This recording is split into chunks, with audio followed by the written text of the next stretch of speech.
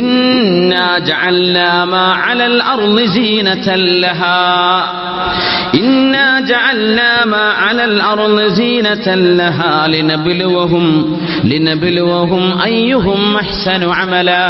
ഈ ഭൂമിക്ക് മുകളിലുള്ളതൊക്കെ നല്ല അലങ്കാരമാണ്, നല്ല ഭംഗിയുള്ളതാണ്. ഒരു മനുഷ്യന്റെ ജീവിതവും ജീവിത സൗകര്യങ്ങളും അയാളുടെ വീടും കുട്ടികളും വാഹനവും കച്ചവടവും ജോലിയും അദ്ദേഹത്തിന്റെ കൃഷിയിടവും ഫാം ഹൗസും ഇതൊക്കെ വളരെ രസകരമാണ്, കാണാൻ ഭംഗിയുള്ളതാണ്. എന്തിനാണെന്നറിയോ? ലിനബ്ലുവഹും, മനുഷ്യനെ നാം പരീക്ഷിക്കുകയാണ്. അയ്യുഹും അഹ്സനു അമല, ഇവിടെ ആരാണ് ഏറ്റവും നല്ല കർമ്മം ചെയ്യുന്നത്? ഈ ലോകത്ത് വന്നത് ഒരല്പകാലത്തേക്കുള്ള ജീവിതമാണ്. ഇവിടെ നമ്മൾ ഇവിടെ തിരിച്ചു പോവേണ്ടവരാണ്. എത്ര മുതലാളിമാർ നമ്മുടെ മുമ്പ് കഴിഞ്ഞുപോയി, എന്താ ബാക്കിയുള്ളത്? എത്രയോ വലിയ വലിയ മുതലാളിമാർ, വലിയ വലിയ ഭരണാധികാരികൾ മരിച്ചുപോയില്ലേ? എന്തേ ഇപ്പൊ കൊണ്ടുപോയത്?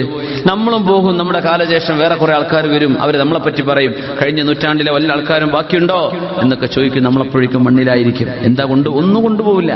ഇതിനു വേണ്ടിയാണ് മനുഷ്യൻ തമ്മിൽ തല്ലുന്നത്, ഇതിനു വേണ്ടിയാണ് കൊലപാതകം ഉണ്ടാവുന്നത്. 2 സെന്റ് ഭൂമിക്ക് വേണ്ടിയാണ് ഉമ്മയും വാപ്പയും മക്കളും തെറ്റാറുള്ളത്, അല്ലേ? സമ്പത്തിന് വേണ്ടിയല്ലേ പിണക്കങ്ങൾ ഉണ്ടാകുന്നത്? ഇത് പരീക്ഷണമാണെന്നാണ്. ഇത് പരീക്ഷണമാണ്. സമ്പത്തിനോടുള്ള ഹുബ്ബ് തലയിൽ കയറിയാൽ അത് ആണായാലും പെണ്ണായാലും ജീവിതത്തിൽ നിന്ന് നന്മയുടെ വിശുദ്ധിയുടെ എല്ലാ സ്വഭാവങ്ങളും നഷ്ടപ്പെട്ടു പോകും. പൈസയ്ക്ക് വേണ്ടി ജീവിക്കുന്ന പെണ്ണുങ്ങളുണ്ട്. അങ്ങനെ ആളുകൾക്ക് ആവശ്യം കുറച്ച് പണ്ടം വേണം, എന്ന് കുറച്ച് ആഭരണങ്ങൾ വേണം, പൈസ ഉണ്ടാക്കണം, ഇത്രയേ ഉള്ളൂ. അപ്പൊ അവൾ ഭർത്താവിന്റെ കുടുംബ ബന്ധം അവൾ മുറിക്കും.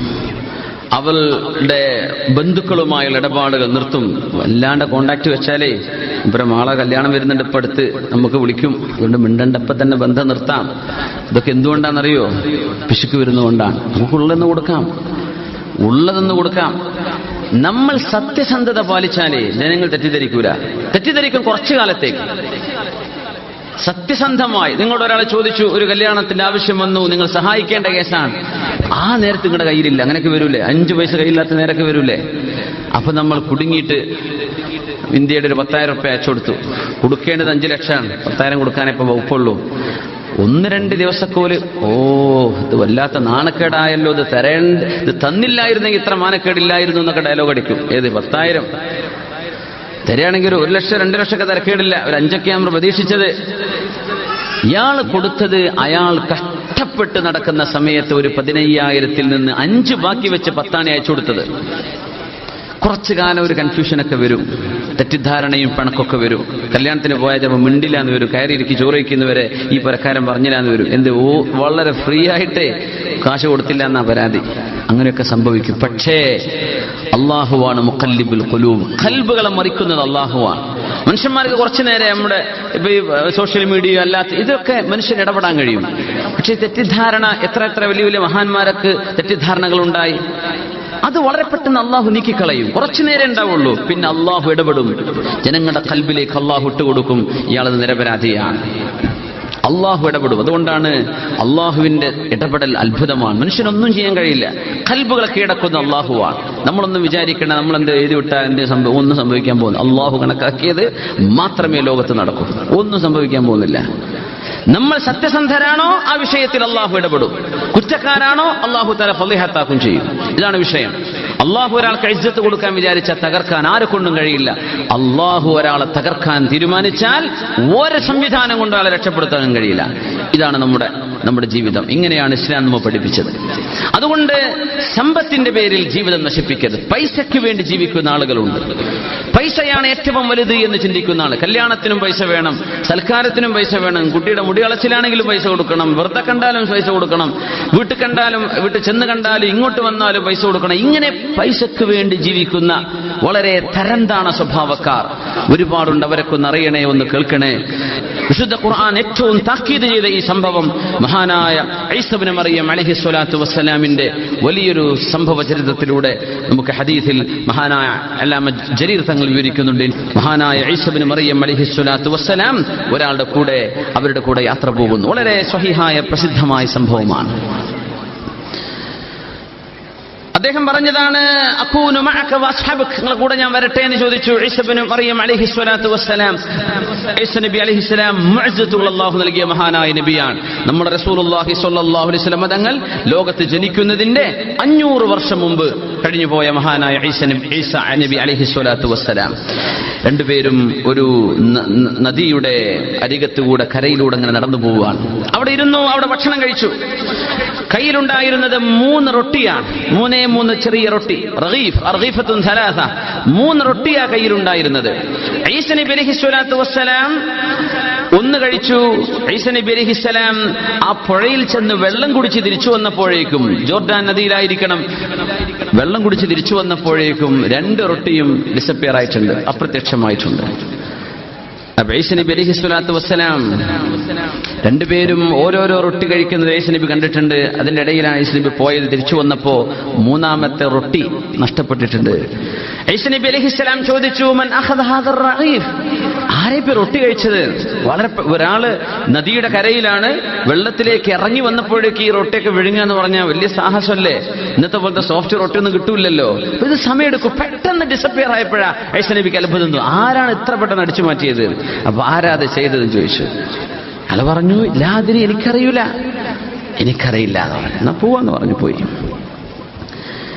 ഈസ നബി അലൈഹിസ്സലാത്തു വസ്സലാം കാണുന്നു ഫറആ ദബിയതൻ, ഒരു മാൻപേടയെ, വമഅഹാ ഖസ്ഫാൻ, ആ മാൻപേടയുടെ 2 കുട്ടികളുണ്ട്, നല്ല ചെറിയ പ്രായമുള്ള നല്ല ഇളയ മാൻപേടകൾ. ഒന്നിനെ ഈസ നബി അലൈഹിസ്സലാം വിളിച്ചു, അതരികത്തേക്ക് വന്നു.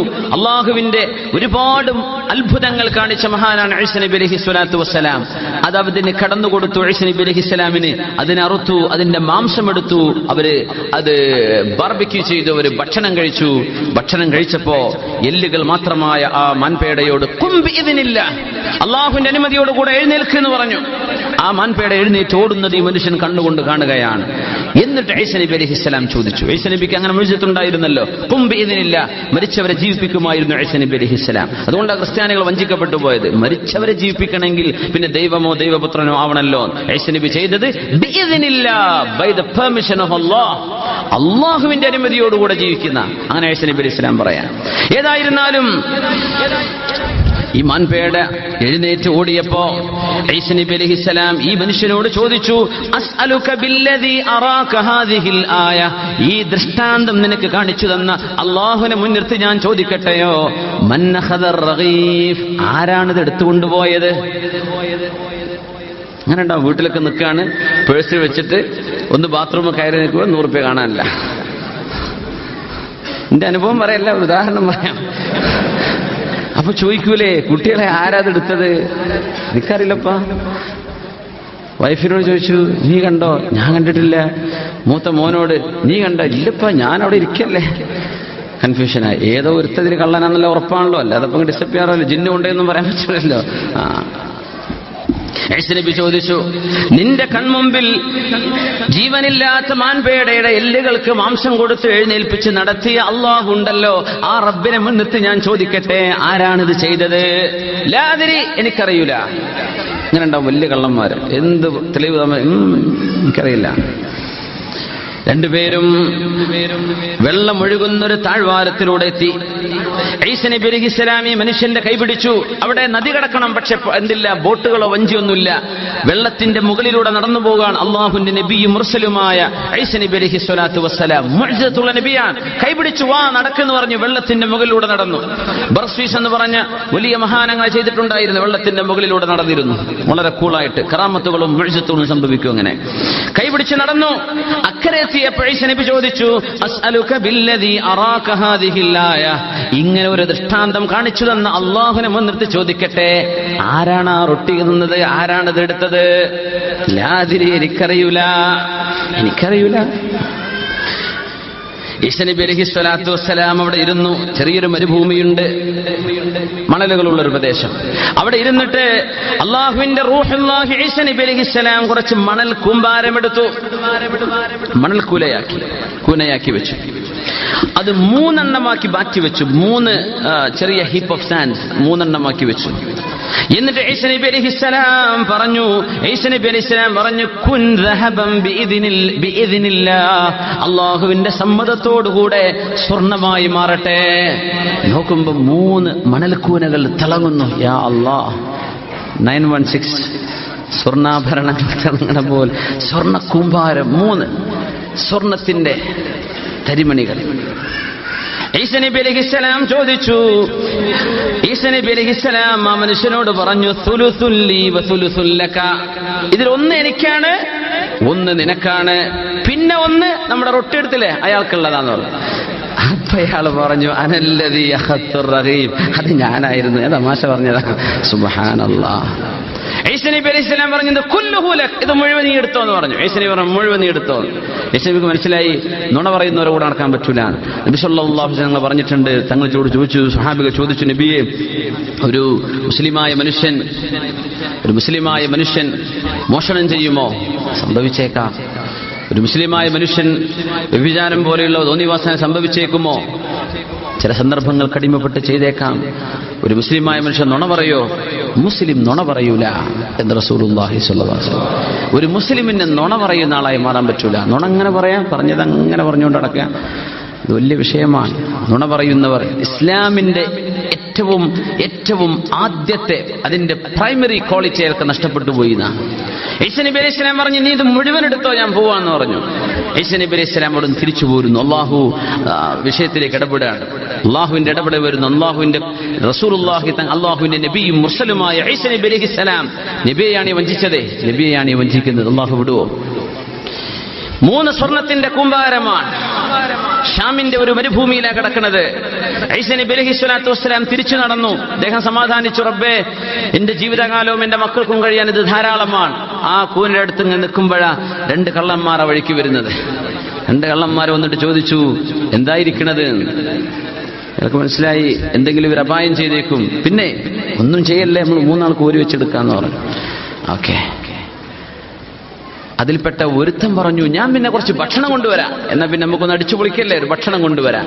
ഭക്ഷണം കൊണ്ടുവരാൻ വേണ്ടി പോകുന്നിടക്കയുടെ മനസ്സിൽ ഇങ്ങനെ ചോദിച്ചു, പടച്ച റബ്ബേ, ഈ കൊണ്ടുവരുന്ന ഭക്ഷണത്തിൽ എന്തെങ്കിലും ഒരു പോയിസൺ ഇട്ട് കൊടുത്താൽ 2 ആളും കാലിയായി പോകും. പിന്നെ എനിക്കിതെടുക്കാലോ 3ഉം. ഈ 3 കൂന എനിക്കുള്ളതാവുമല്ലോ.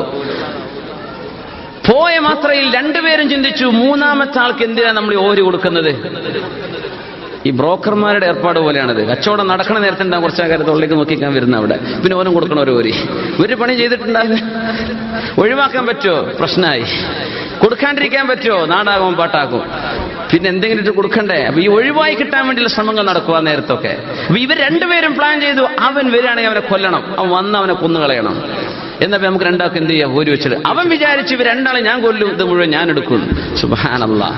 ഭക്ഷണേറ്റ് വന്നു, ഭക്ഷണമൊക്കെ താഴെ വെച്ചപ്പോ 2 പേര് ഇവനെ പിടിച്ച് കയറി പിടിച്ചു, ഇവനെ ശ്വാസം മുട്ടിച്ച് കൊന്നിട്ട് റാഹത്തായിട്ട് ഭക്ഷണം 2 പേരെടുത്ത് കഴിക്കുകയും ചെയ്തു. സുബ്ഹാനല്ലാഹ്. ഈ ഭക്ഷണത്തിൽ വിഷം കലർത്തി വെച്ചതാണ് ഈ കൊണ്ടുവന്നത്. സ്വർണ്ണക്കൂന മാത്രം ബാക്കിയായി 3 ആളും മരിക്കുകയാണ് ഉണ്ടായത്. ആദ്യത്തെ ആൾക്കും കിട്ടിയില്ല, 2ാമത്തെ ആൾക്കും കിട്ടിയില്ല. 2 പേരും വിചാരിച്ചു, ഞാൻ ഇത് ചെയ്യാം.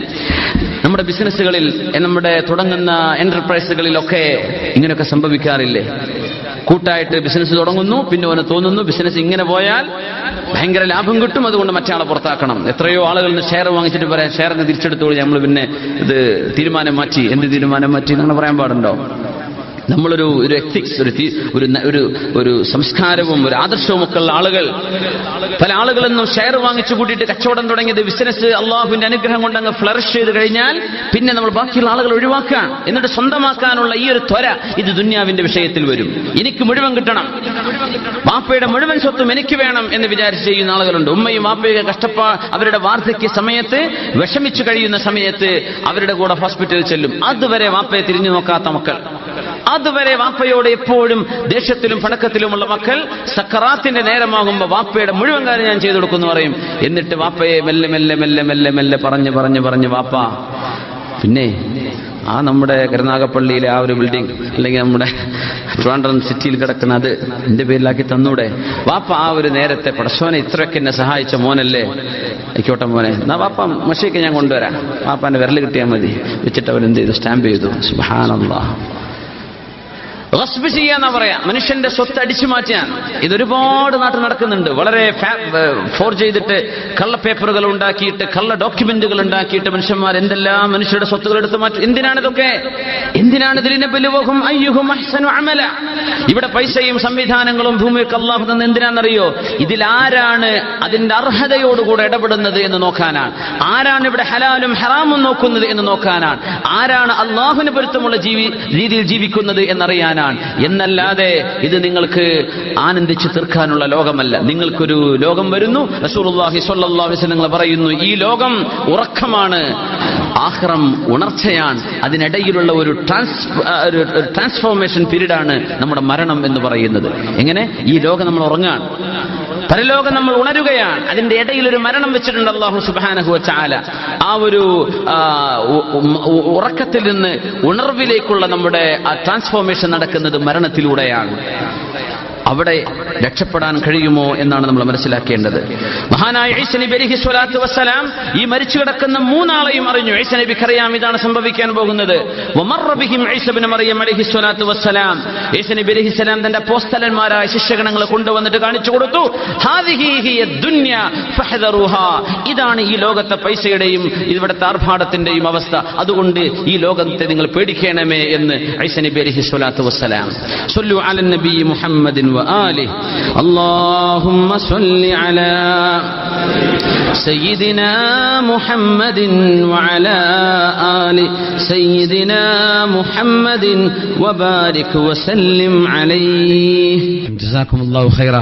നിങ്ങളുടെ ദുആയിലേക്ക് ഉൾപ്പെടുത്തണേ എന്ന് വസിയത്ത് ചെയ്തുകൊണ്ട് അസ്സലാമു അലൈക്കും വറഹ്മത്തുള്ളാഹി വബറകാതുഹു.